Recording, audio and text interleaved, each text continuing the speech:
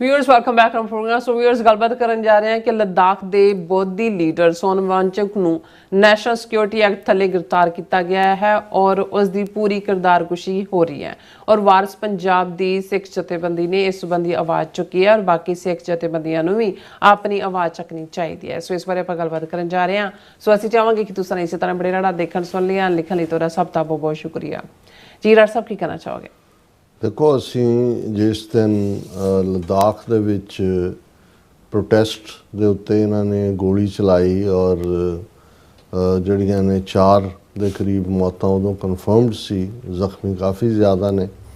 ਅਸੀਂ ਇੱਕ ਪੂਰਾ ਸੈਗਮੈਂਟ ਔਰ ਸੋਨਮ ਵਾਂਗਚੁਕ ਜਿਹੜਾ ਇੱਕ ਬਹੁਤ ਵੱਡਾ ਕਲਾਈਮੇਟ ਨਾਲ ਜੁੜੀ ਹੋਈ ਸ਼ਖਸੀਅਤ ਹੈ, ਇੰਟਰਨੈਸ਼ਨਲ ਮੈਗਾਸੇਸੇ ਅਵਾਰਡ ਤੋਂ ਲੈ ਕੇ ਦੁਨੀਆ ਦਾ ਕਿਹੜਾ ਅਵਾਰਡ ਹੈ ਜਿਹੜਾ ਉਹਨੂੰ ਨਹੀਂ ਮਿਲਿਆ, ਉਹਨੇ ਮੁਲਕ ਦਾ ਨਾਮ ਵੀ ਉੱਚਾ ਕੀਤਾ।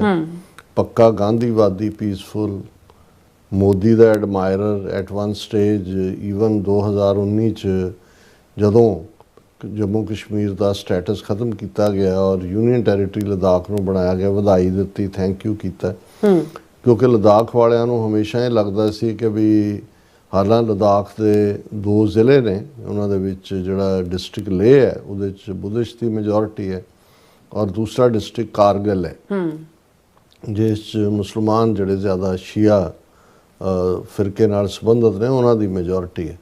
ਲੇਕਿਨ ਲੇਹ ਲਦਾਖ ਵਾਲਿਆਂ ਦੋਨਾਂ ਨੂੰ ਲੱਗਦਾ ਸੀ ਕਿ ਵੀ ਜਿਹੜਾ ਮੇਨ ਬਜਟ ਹੈ ਜੰਮੂ ਕਸ਼ਮੀਰ ਦਾ ਜਾਂ ਮੇਨ ਫੋਕਸ ਹੈ ਉਹ ਕਸ਼ਮੀਰ ਵਾਦੀ ਦੇ ਉੱਤੇ ਜਾਂ ਜੰਮੂ ਰੀਜਨ 'ਤੇ ਖਰਚ ਹੁੰਦਾ ਅਤੇ ਸਾਨੂੰ ਜਿਹੜਾ ਇਗਨੋਰ ਕੀਤਾ ਜਾਂਦਾ। ਹਾਲਾਂ ਉਹਨਾਂ ਦੀਆਂ ਪਾਰਲੀਮੈਂਟ ਦੇ ਵਿੱਚ ਵੀ ਇੱਕ ਸੀਟ ਸੀ, ਅਸੈਂਬਲੀ ਦੇ ਵਿੱਚ ਵੀ ਉਹਨਾਂ ਦੀਆਂ ਸੀਟਾਂ ਪੂਰਾ ਐਡਮਿਨਿਸਟ੍ਰੇਸ਼ਨ ਦਾ ਹਿੱਸਾ ਸੀ। ਸੋ ਉਹਨਾਂ ਨੂੰ ਇਹ ਸੀ ਕਿ ਵੀ ਅਸੀਂ ਜੇ ਹੁਣ ਯੂਨੀਅਨ ਟੈਰੀਟਰੀ ਦੀ ਉਹਨਾਂ ਦੀ ਮੰਗ ਸੀ ਕਿ ਸਾਨੂੰ ਅੱਡ ਕੀਤਾ ਜਾਏ ਕਿ ਤਾਂ ਕਿ ਡਿਵੈਲਪਮੈਂਟ ਹੋਏ। ਹਾਲਾਂ ਲਦਾਖ ਦੀ ਆਬਾਦੀ ਤਾਂ ਸਾਰੀ 3 ਲੱਖ ਹੈ, ਏਰੀਆ ਬਹੁਤ ਵੱਡਾ ਹੈ, ਖੁਸ਼ਕ ਪਹਾੜੀਆਂ ਨੇ।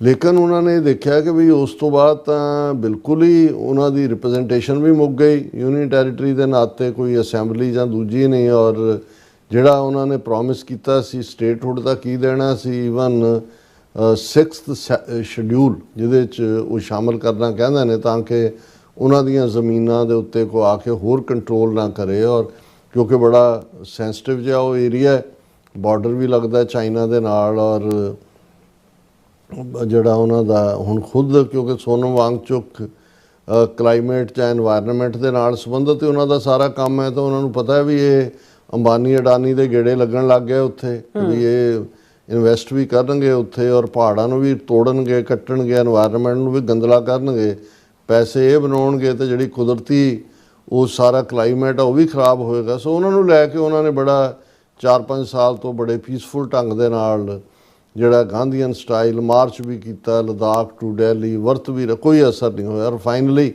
ਉਹ ਜਿਹੜੇ ਨੇ ਵਰਤ ਦੇ ਉੱਤੇ ਬੈਠੇ, 15ਵਾਂ ਦਿਨ ਸੀ ਵਰਤ ਦਾ, ਉਸ ਦਿਨ ਲੋਕਾਂ ਨੇ ਜਿਹੜੀ ਉਹਨਾਂ ਦੇ ਬਾਕੀ ਸੀ ਉਹਦੀ ਪ੍ਰੋਟੈਸਟ ਦੀ ਕਾਲ ਦਿੱਤੀ ਸੀ, ਉਹ ਉਹਦੇ 'ਚ ਵਾਇਲੈਂਸ ਹੋ ਗਈ। ਹੁਣ ਸੋਨਮ ਵਾਂਗਚੁਕ ਨੇ ਉਹਨੂੰ ਕੰਡੈਮ, ਔਰ ਮੌਕੇ 'ਤੇ ਵੀ ਨਹੀਂ ਸੀ ਸੋਨਮ ਵਾਂਗਚੁਕ ਜਿੱਥੇ ਵਾਇਲੈਂਸ ਹੋਈ, ਲੇਕਿਨ ਇਹਨਾਂ ਨੇ ਐਸਾ ਉਸ ਦੇ ਉੱਤੇ ਜਿਹੜਾ ਉਹ ਨੈਸ਼ਨਲ ਸਿਕਿਉਰਿਟੀ ਐਕਟ ਲਾ ਕੇ ਚੁੱਕ ਕੇ ਸ਼ਾਇਦ ਜੋਧਪੁਰ ਲੈ ਗਏ। ਹਾਲਾਂ ਉਹਨਾਂ ਦੀ ਵਾਈਫ ਜਿਹੜੀ ਵੀ ਇੱਕ ਡਾਕਟਰ ਹੈ ਇਹ ਸਾਰੇ ਦੀ, ਔਰ ਜਿਹੜੀ ਉਹਨੇ ਇੰਸਟੀਚਿਊਟ ਖੋਲ੍ਹੀ ਉਹਨੂੰ ਹੈੱਡ ਕਰਦੀ ਹੈ, ਉਹਦਾ ਬੀਬੀ ਦਾ ਨਾਂ ਵੀ ਉਹ ਹਿੰਦੂ ਲੇਡੀ ਲੱਗਦੀ ਹੈ, ਗੀਤਾਂਜਲੀ ਅੰਗਮੋ। ਔਰ ਉਹਨੇ ਕਿਹਾ ਵੀ ਉਹ ਤਾਂ ਉੱਥੇ ਵੀ ਨਹੀਂ ਸੀ। ਔਰ ਦੂਜਾ ਪਰ ਉਹਨਾਂ ਨੇ ਐਸੇ ਕੇਸ ਬਣਾ ਕੇ ਕਿ ਜੀ ਇਹ ਤਾਂ ਪਾਕਿਸਤਾਨ ਦਾ ਏਜੰਟ ਫਲਾਣੇ ਸਾਲ 'ਚ ਉੱਥੇ ਗਿਆ, ਔਰ ਉਹ UN ਦੇ ਫੰਕਸ਼ਨ ਸੀ ਜਿਹਦੇ 'ਚ ਕਲਾਈਮੇਟ ਦੇ, ਉਹ ਕਹਿੰਦੀ ਮੈਂ ਵੀ ਨਾਲ ਗਈ ਸੀ। ਫਿਰ ਇਹ ਜੀ ਕਿ ਫੰਡਿੰਗ ਇੱਧਰ ਨਹੀਂ ਜਮ੍ਹਾਂ ਕਰਾਏ, ਪੈਸੇ ਉੱਧਰ ਕਰਾਤੇ, ਕੈਸ਼ ਕਿੱਥੋਂ ਆਇਆ।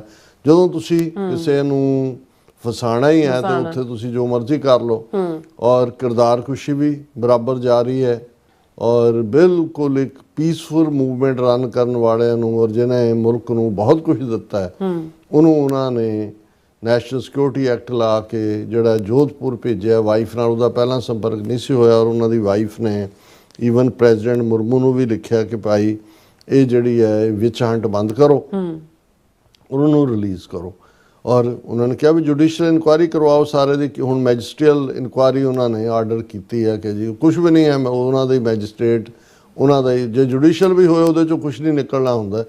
ਲੇਕਿਨ ਇੱਕ ਗੱਲ ਬਿਲਕੁਲ ਕਲੀਅਰ ਹੈ ਕਿ ਜਦੋਂ ਭਾਈ ਅੰਮ੍ਰਿਤਪਾਲ ਸਿੰਘ ਜਿਹੜੇ 2 ਲੱਖ ਤੋਂ ਜ਼ਿਆਦਾ ਵੋਟਾਂ ਦੇ ਫਰਕ ਨਾਲ ਜਿੱਤੇ, ਉਹਨਾਂ ਨੂੰ ਨੈਸ਼ਨਲ ਸਿਕਿਉਰਿਟੀ ਐਕਟ ਦੇ ਥੱਲੇ 2 ਸਾਲ ਤੋਂ ਜ਼ਿਆਦਾ ਹੋ ਗਏ ਨੇ, 2900 ਕਿਲੋਮੀਟਰ ਦੂਰ ਭੇਜਿਆ ਹੋਇਆ।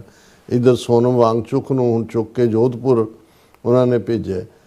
ਜੇ ਜਦੋਂ ਇਹਦਾ ਮਿਸਯੂਜ਼ ਹੁੰਦਾ ਹੈ ਨੈਸ਼ਨਲ ਸਿਕਿਉਰਿਟੀ ਐਕਟ ਦਾ, ਉਦੋਂ ਸਾਰੇ ਆਵਾਜ਼ ਚੁੱਕਣ ਇੱਕ ਮੁੱਦੇ ਦੇ ਉੱਤੇ, ਤੇ ਘੱਟੋ ਘੱਟ ਹਕੂਮਤ ਕਿਸੇ ਦੂਸਰੇ ਦੇ ਉੱਤੇ ਲਾਉਣ ਤੋਂ ਪਹਿਲਾਂ 100 ਵਾਰ ਤਾਂ ਜ਼ਰੂਰ ਸੋਚੇਗੀ, ਜੇ 1000 ਵਾਰ ਨਹੀਂ ਸੋਚਦੀ। ਪਰ ਇਹ ਹੁੰਦਾ ਹੈ ਕਿ ਵਟ ਟੂ ਮੀ, ਔਰ ਇਹੀ ਕਾਰਨ ਹੈ ਕਿ ਜਦੋਂ ਨਾਜ਼ੀਆਂ ਦੀ ਪਰਸੀਕਿਊਸ਼ਨ ਚੱਲ ਰਹੀ ਸੀ ਔਰ ਇੱਕ ਰਬਾਈ ਨੇ ਜਾਂ ਪ੍ਰੀਸਟ ਨੇ ਇਹ ਗੱਲ ਕਹੀ ਕਿ ਵੀ ਉਹ ਯਹੂਦੀਆਂ ਦੇ ਪਿੱਛੇ ਆਏ, ਮੈਂ ਚੁੱਪ ਰਿਹਾ ਕਿਉਂਕਿ ਮੈਂ ਯਹੂਦੀ ਨਹੀਂ ਸੀ, ਉਹ ਕੈਥੋਲਿਕਸ ਦੇ ਪਿੱਛੇ ਆਏ, ਉਹ ਸਿਵਲ ਲਿਬਰਟੇਰੀਅਨ ਦੇ, ਮੈਂ ਚੁੱਪ ਰਿਹਾ ਕਿਉਂਕਿ ਮੈਂ ਉਹ ਨਹੀਂ ਸੀ, ਫਿਰ ਉਹ ਮੇਰੇ ਪਿੱਛੇ ਆਏ ਤਾਂ ਮੈਂ ਪਿੱਛੇ ਮੁੜ ਕੇ ਦੇਖਿਆ ਕਿ ਕੋਈ ਵੀ ਬੋਲਣ ਵਾਲਾ ਨਹੀਂ ਸੀ। ਮਤਲਬ ਇਹ ਹੈ ਵੀ ਇਸ ਸਾਰੇ ਦਾ ਸ਼ਿਕਾਰ ਕਿਸੇ ਨੂੰ ਮਾਓਵਾਦੀ ਕਹਿ ਕੇ NSA ਦੇ ਥੱਲੇ ਕਰ ਦਿਓ, ਮੁਕਾਬਲਾ ਬਣਾ, ਕਿਸੇ ਨੂੰ ਖਾਲਿਸਤਾਨੀ ਬਣਾ ਦਿਓ। ਹੁਣ ਇੱਕ ਬਿਲਕੁਲ ਪੀਸਫੁਲ ਬੁੱਧਿਸਟ ਇੱਕ ਕਲਾਈਮੇਟ ਨਾਲ ਸੰਬੰਧਿਤ ਇੰਟਰਨੈਸ਼ਨਲ ਫਿਗਰ ਨੂੰ ਤੁਸੀਂ ਜਿਹੜਾ ਉਹ ਦਹਿਸ਼ਤਗਰਦੀ ਨਾਲ ਜਾਂ ਉਹਨੂੰ ਏਜੰਟ ਬਣਾ ਦਿਓ ਪਾਕਿਸਤਾਨ ਦਾ। ਸੋ ਵਾਰਿਸ ਪੰਜਾਬ ਦੇ ਜਥੇਬੰਦੀ ਨੇ ਪਿਛਲੇ ਦਿਨਾਂ 'ਚ ਤਰਨਤਾਰਨ ਪ੍ਰੈਸ ਕਾਨਫਰੰਸ ਕੀਤੀ, ਉੱਥੇ ਜਿਮਨੀ ਚੋਣ ਹੋਣੀ ਹੈ, ਬਾਈ ਇਲੈਕਸ਼ਨ, ਉਹਦੇ 'ਚ ਆਪਣਾ ਉਮੀਦਵਾਰ ਖੜਾ ਕਰਨ ਲਈ ਉਹਨਾਂ ਨੇ ਜਿਹੜਾ ਉਹ ਸ਼ਾਇਦ ਸੰਦੀਪ ਸਿੰਘ ਜਿਹੜਾ ਪਟਿਆਲਾ ਜੇਲ੍ਹ 'ਚ ਹੈ, ਜਿਹਨੇ ਉਹਨੂੰ ਸੂਰੀ ਨੂੰ ਸੋਧਿਆ ਸੀ ਔਰ ਹੁਣ ਉਹ ਸੂਬੇ ਨੂੰ ਵੀ ਸੂਬੇਦਾਰੀ ਦਿੱਤੀ ਹੈ ਜੇਲ੍ਹ ਦੇ ਅੰਦਰ ਹੀ। ਸੋ ਸ਼ਾਇਦ ਉਸ ਨੂੰ ਪ੍ਰਪੋਜ਼ ਕਰਨ ਦੇ ਲਈ ਉਹਨਾਂ ਦੀ ਫੈਮਿਲੀ ਨੂੰ ਉਹਨਾਂ ਨੇ ਮਿਲਣਾ ਸੀ। ਪਰ ਜਿਹੜੀ ਗੱਲ ਮੈਨੂੰ ਚੰਗੀ ਲੱਗੀ ਵੀ ਉਹਨਾਂ ਨੇ ਪ੍ਰੈਸ ਕਾਨਫਰੰਸ ਦੀ ਓਪਨਿੰਗ ਦੇ ਵਿੱਚ ਹੀ ਸੋਨਮ ਵਾਂਗਚੁਕ ਦੇ ਉੱਤੇ ਜਿਹੜਾ ਨੈਸ਼ਨਲ ਸਿਕਿਉਰਿਟੀ ਐਕਟ ਲਾ ਕੇ ਉਹਨੂੰ ਰੱਖਿਆ ਹੈ ਅੰਦਰ, ਉਸ ਨੂੰ ਕੰਡੈਮ ਕੀਤਾ। ਉਹਨਾਂ ਨੇ ਕਿਹਾ ਵੀ ਇਹੀ ਭਾਈ ਅੰਮ੍ਰਿਤਪਾਲ ਸਿੰਘ ਦੇ ਨਾਲ ਹੋਇਆ। ਚਲੋ ਅਸੀਂ ਇਹ ਸਮਝਦੇ ਹਾਂ ਵੀ ਇਸ ਲੈਵਲ ਦੀ ਅੰਡਰਸਟੈਂਡਿੰਗ ਵਾਲੇ ਘੱਟੋ ਘੱਟ ਕੁਛ ਤਾਂ ਨੇ। ਹਾਲਾਂਕਿ ਚਾਹੀਦਾ ਇਹ ਹੈ ਕਿ ਵੀ ਇਹ ਸਮੁੱਚੀਆਂ ਸਿੱਖ ਜਥੇਬੰਦੀਆਂ ਨੂੰ ਜਾਂ ਦੂਜਿਆਂ ਨੂੰ ਇਸ ਮੁੱਦੇ ਦੇ ਉੱਤੇ ਪੂਰਾ ਖੁੱਲ੍ਹ ਕੇ ਇੰਡੀਅਨ ਗਵਰਨਮੈਂਟ ਨੂੰ ਕੰਡੈਮ ਕਰਨਾ ਚਾਹੀਦਾ, ਕਿਉਂਕਿ ਜਦੋਂ ਤੁਸੀਂ ਆਪਣੀ ਸਟਰਗਲ ਦੇ ਵੱਲ ਤੁਰਦੇ ਹੋ, ਤੁਹਾਨੂੰ ਜਿਹੜੇ ਬਾਕੀ ਸਟਰਗਲ ਕਰ ਰਹੇ ਨੇ ਉਹਨਾਂ ਦੇ ਨਾਲ ਕੀ ਹੋ ਰਿਹਾ ਕੀ ਨਹੀਂ, ਜੇ ਤੁਸੀਂ ਉਹਨਾਂ ਦੇ ਦੁੱਖ ਦੇ ਵਿੱਚ ਜਾਂ ਉਹਨਾਂ ਦੇ ਧੱਕੇ ਦੇ ਖਿਲਾਫ ਆਵਾਜ਼ ਚੁੱਕਦੇ ਹੋ, ਤੁਹਾਡਾ ਕੇਸ ਵੀ ਸਟਰੋਂਗ ਹੁੰਦਾ ਹੈ ਔਰ ਦੂਸਰਿਆਂ ਨੂੰ ਵੀ ਇਹ ਹੁੰਦਾ ਹੈ ਕਿ ਭਾਈ ਇਹਨਾਂ ਨੇ ਸਾਡੇ ਲਈ ਹਾਂ ਦਾ ਨਾਰਾ ਮਾਰਿਆ। ਹਾਲਾਂਕਿ ਵੀ ਇਹ ਜਿਹੜਾ ਉਮਰ ਅਬਦੁੱਲਾ ਜੰਮੂ ਕਸ਼ਮੀਰ ਦਾ ਯੂਨੀਅਨ ਟੈਰੀਟਰੀ ਦਾ ਚੀਫ ਮਿਨਿਸਟਰ, ਉਹਨੇ ਕਿਹਾ ਕਿ ਵੀ ਲਦਾਖੀਆਂ ਨਾਲ ਵੀ ਧੋਖਾ ਹੋਇਆ, ਸਾਡੇ ਨਾਲ ਵੀ, ਕਿਉਂਕਿ ਸਟੇਟਹੁੱਡ ਤਾਂ ਉਹਨਾਂ ਨੂੰ ਵੀ ਨਹੀਂ ਦਿੱਤਾ ਜੰਮੂ ਕਸ਼ਮੀਰ ਨੂੰ। 5 ਸਾਲ ਹੋ ਗਏ ਨਾਲ ਸੁਪਰੀਮ ਕੋਰਟ 'ਚ ਮੰਨ ਕੇ ਆਏ ਸੀ ਪਿਛਲੇ ਸਾਲ ਜੀ ਬਹੁਤ ਜਲਦੀ ਦੇਵਾਂਗੇ। ਹੁਣ ਜਦੋਂ ਮੰਗ ਹੋਈ ਉਹ ਕਹਿੰਦੇ ਜੀ ਦੇਖੋ ਉੱਥੇ ਹੁਣ ਸਿਕਿਉਰਿਟੀ ਸਿਚੁਏਸ਼ਨ ਬਹੁਤ ਖ਼ਰਾਬ ਹੋ ਗਈ, ਪਹਿਲਗਾਮ ਹੋ ਗਿਆ ਫਲਾਣਾ।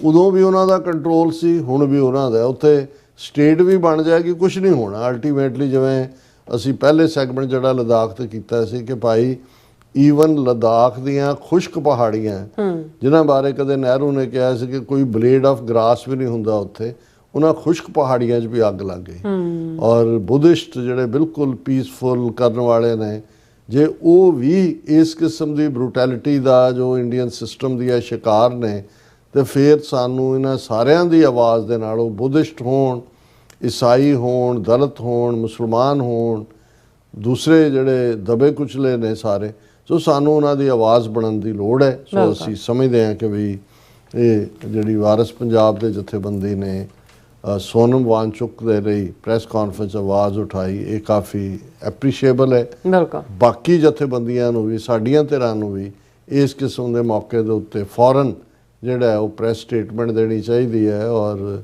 ਸੋਲੀਡੈਰਿਟੀ ਦਾ ਵਿਖਾਵਾ ਕਰਨਾ ਚਾਹੀਦਾ। ਬਿਲਕੁਲ ਡਾਕਟਰ ਸਾਹਿਬ, ਤੁਹਾਡਾ ਬਹੁਤ ਬਹੁਤ ਸ਼ੁਕਰੀਆ। ਸਵਥਲੈਂਡ ਬ੍ਰੇਕ ਵਿਊਅਰਸ, ਤੁਸੀਂ ਕਿਤਨੀ ਜਾਣਾ ਮਿਲਦੇ ਆ ਛੋਟੇ ਜਿਹੇ ਬ੍ਰੇਕ ਤੋਂ ਬਾਅਦ।